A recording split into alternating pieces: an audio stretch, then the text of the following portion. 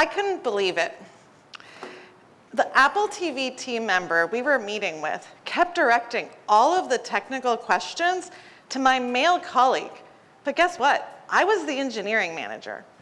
And I heaved an internal sigh and thought to myself, how many times has this scene played out? Despite the countless occurrences, though, I just resigned myself to believing that this is how it works in the tech industry. Later that afternoon, though, I had an unexpected email. Josie, I want to take a moment to apologize for my assumption earlier today. That was terrible gender bias on my part.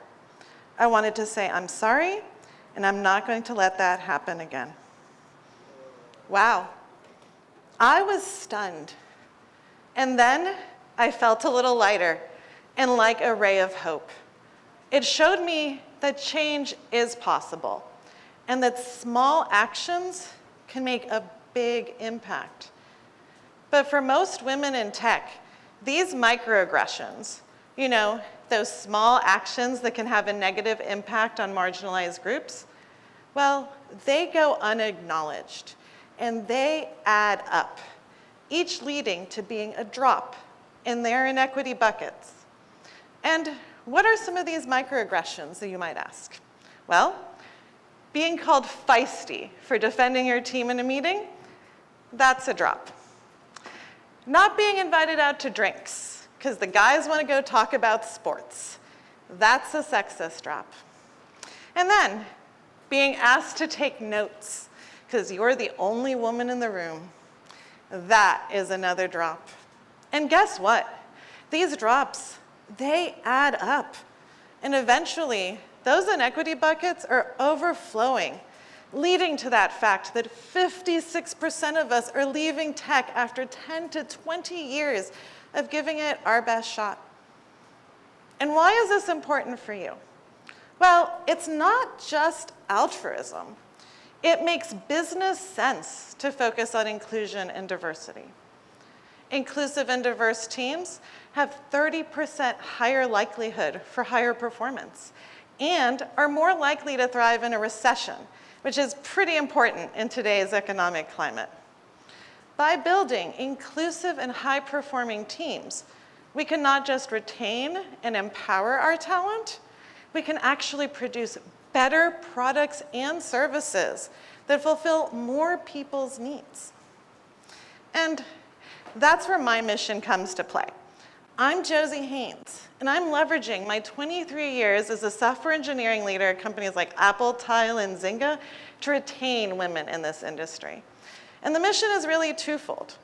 I coach women leaders, and I empower them to thrive and stay. And I also work with technology companies and leaders to empower them to build inclusive and high-performing teams. And to help leaders do so, I've developed the empathetic management framework for building inclusive and high-performing teams. And it's made up of 3 phases, and given my passion for gaming, which started when I was 5 years old on my Commodore 64, it's got a bit of a gaming flair. So let's start with phase 1, and that's player 1 ready. And it starts with becoming a more inclusive leader through a foundation of empathy. And there's good news here. Empathy is a learned behavior, and it's also an essential business skill. And so leading with empathy means you use humility and compassion. It means you leverage effective and fair management practices. And you realize that this is a daily journey to being a better ally, because this is ultimately a learning journey and not a destination. Next is phase 2, multiplayer mode activated. And this is where you take those skills from phase 1 and you use them to build an inclusive culture that is so equitable and fair that everybody wants to work for you.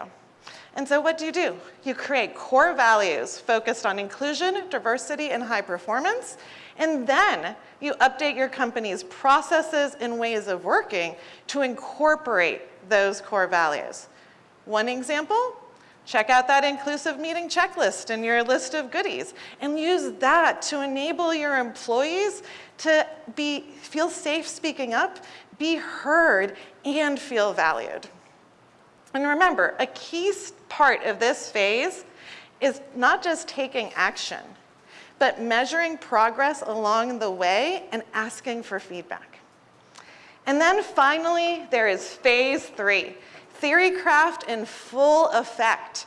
And this is where the magic happens. But yet so often, companies fall short of these initiatives, and billions have been spent, honestly, with pretty little to show. But when you tie those inclusion initiatives to your business goals, and you hold your leaders accountable to those inclusive behaviors from phase 1, we all win. So next time you have a high performer on your team who maybe does amazing work, but then ends up turning around and belittling his colleagues, actually hold them accountable for the negative impact on the overall performance of your team. And I get it, these actions, they're not always easy. But everyone has the ability to make a difference by taking small daily actions on a regular basis towards building that more inclusive workplace. Because if we don't, we risk losing out on the world-changing innovations that women in tech and other minorities bring. And remember that together, we can change the future. Thank you.